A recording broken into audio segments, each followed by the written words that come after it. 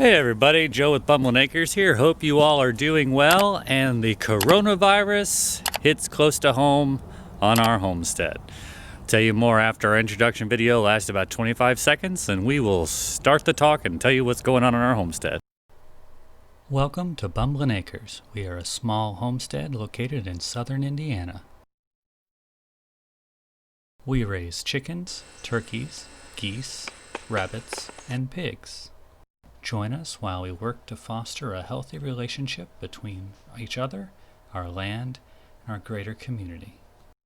We upload new content regularly and appreciate you being with us today.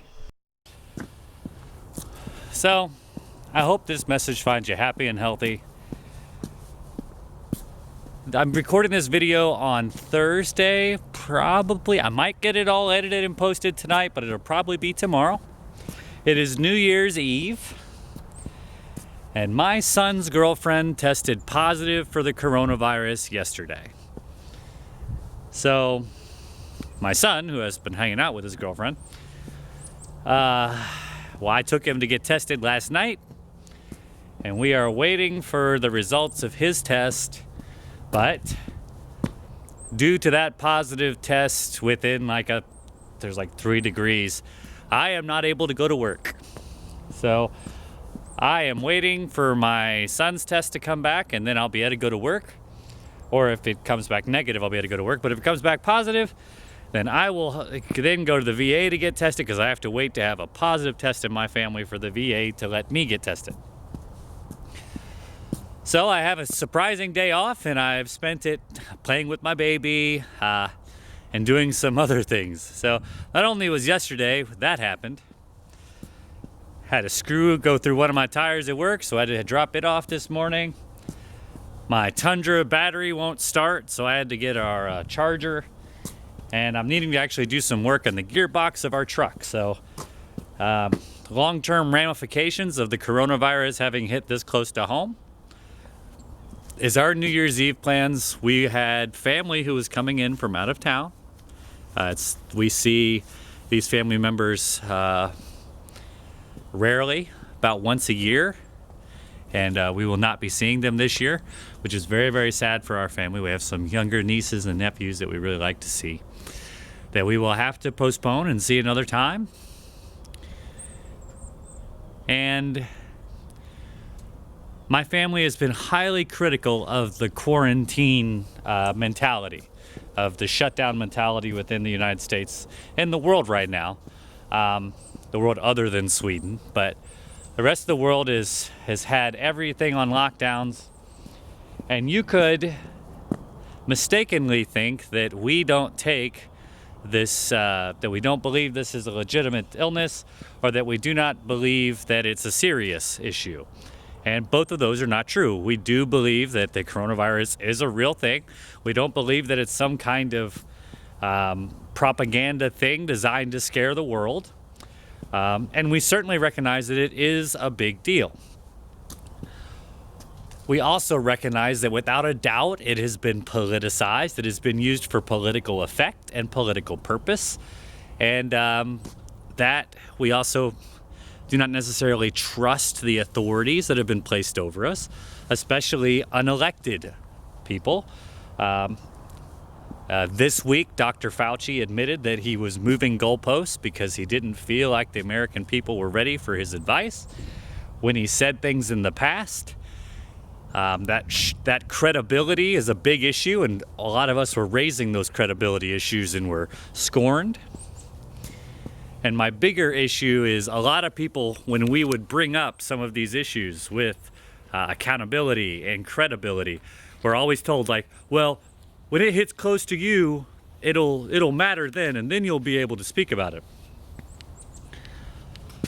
And I've always refuted that for a lot of reasons. One being, we are not the kind of society that requires direct exposure to have an opinion on something. I do not have to experience something to know that it's right or wrong. I do not have to experience something to know or to share my opinion about it. My thoughts are mine, they're my own sovereign thoughts, and I have the right to share those thoughts. That's protected by the First Amendment. Now, there are some exceptions. One could say if I were to, once again, I can't shout fire in a theater, that's known. But to question government motives or to question government policy is my responsibility as a citizen. And a lot of people who have brought up in the past about what gives me the right, I haven't experienced it. It's not meant to cause discussion. It's meant they were trying to silence my opinion and my family's opinion about the matter. Because they knew we hadn't. Because if we had experienced what they had, we would obviously believe like they do. I mean, think about how egotistical that is. If you just experienced what I experienced, you would think exactly like I do. That's never true. I can go through something the same way or the same type of experience as someone else and still have a very unique and different perspective. That's healthy. And when someone says, you haven't experienced enough to feel like I do, I immediately bristle and say no. And I do because now that it has affected my family, does that suddenly mean my opinion is more valid? Does that mean that those who were questioning it before can no longer question it? I mean, this is obviously rhetorical because they would still question. Those who oppose my point of view on quarantines and on state issues are immediately just going to disregard my experience. It's a smokescreen. It's a logical fallacy. So I have a couple days off work and I'm going to do some work around the homestead. We do have some exciting news for the homestead we'll be sharing over the next week or so. Stay tuned for that.